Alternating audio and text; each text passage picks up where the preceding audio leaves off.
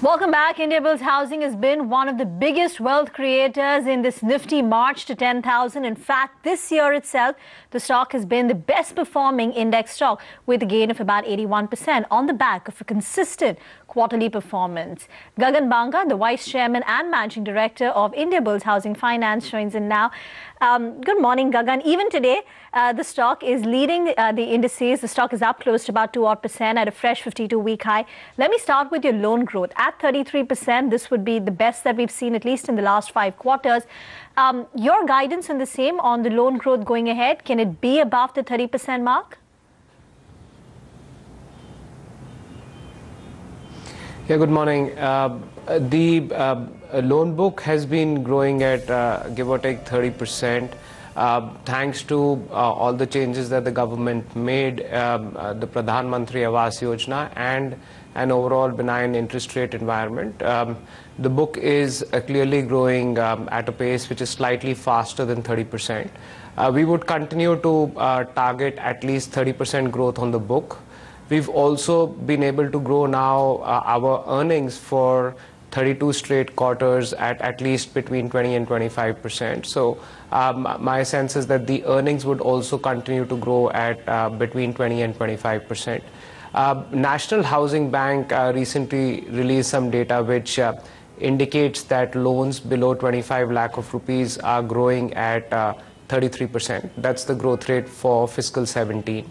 And the general industry consensus is that that number may well rise to between 35 and 40%. So my sense is if we see that happening, then we will try and peg our growth rates slightly higher to the 30%. But yes, 30% is at least something which will happen. On the corporate loan book, we are extremely watchful given the fact that both RERA and GST have an impact on construction finance projects. So that part of the book we will continue to be extremely watchful for. And blended for, therefore, home loans, loans against property and construction finance, besides lease rent discounting, one is confident of 30%. Okay. Your gross NPA is always under check, 0.8% versus 0.85%. Any risk going ahead? Because you are watchful of your corporate loan book. Yeah, so we've actually also provided significantly and tried to build counter-cyclical provisions. Yeah. We are today over-provided to the tune of around 150% of our gross NPAs. Given the overall thought that we had around gross NPAs, we had been maintaining them at roughly 85 basis points for the last 3 years.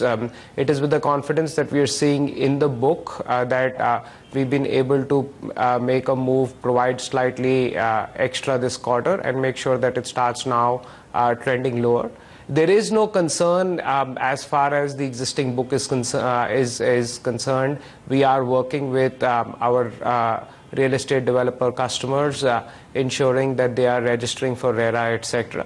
I'm only concerned about the future in terms of how long does the industry take to migrate. So it is not an asset quality concern per se, but one will have to be mindful about what kind of loan demand comes in construction finance, and also does GST continue to impact premium housing as it has been doing. We have been extremely watchful of this space now for almost 3 years. Premium housing, as is well known, has been going through a sluggish phase, and that is the future demand is what one continues to look out for. Speaking about future demand and the bet on affordable housing, the problem is that it seems to be facing some supply side constraints. How many applications have been given under the CLSS scheme? Any numbers that you have? So we would have disbursed roughly 40,000 loans in the last few months in the CLSS scheme.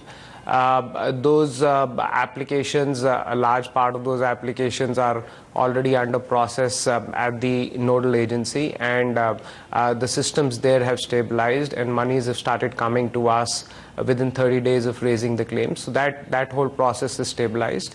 As far as your point on supply side issues are concerned, undoubtedly the large builders were not really present in the affordable housing space. It was a space which was dominated by small developers. The government had given tax incentives in the budget of 16 and has clarified on those tax incentives in the budget of 17. That has made the space extremely attractive for real estate developers at a post-tax margin of 16-17%. It is equal to anything that premium housing may have to offer. And then there is the additional incentive that premium housing does not sell, whereas affordable housing sells.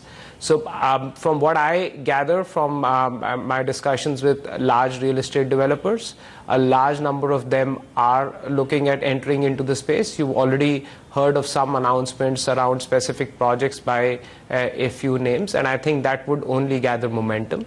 My sense is starting calendar 18, once it takes about 6 months for projects to get approval, you will see a large number of very large developers launching projects around affordable housing.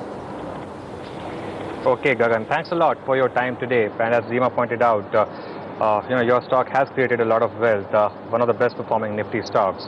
But talking about Nifty stocks, the Nifty stock itself is at 10,000. Of course,